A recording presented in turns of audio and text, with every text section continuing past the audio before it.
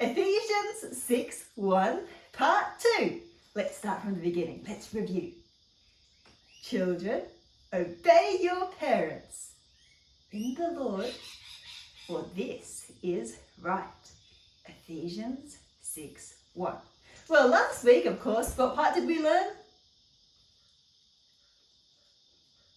That's right. Now we're going to learn part 2, which is in the Lord, for this is right. Can you say that part with me?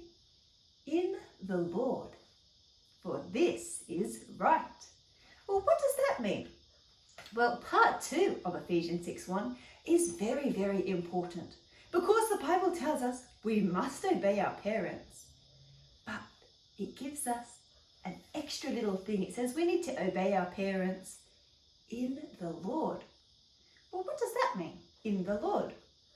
Well, most of you girls and boys are very, very blessed. And you've got parents who love God, and I don't think that any of your parents would ever tell you to do something that God doesn't want you to do. But if they did, would you still have to obey them? Well, the Bible says actually not. If your parents one day came to you and said, "Shh, nobody's looking. You can steal that chocolate bar. Go on, steal that chocolate bar." Then you could say, "I can't obey that because that's not in the Lord, because the Bible says, 'Thou shalt not steal.'" So that means that we can't obey that. You see, God has put an authority structure in our life. Children obey our parents, parents obey God. But if the parents aren't following God, and if they want you to do something that isn't following God, then do you still have to obey them? Like Saul. When King Saul wanted to kill poor David, he wanted Jonathan, his son, to help him find David to kill him. Did Jonathan obey his dad then? No. Why? Well, because that wouldn't be obeying in the Lord. So if ever your parents ask you to do something which is against the Bible, then you can respectfully say, "I can't do that because my obedience, first of all, is to God."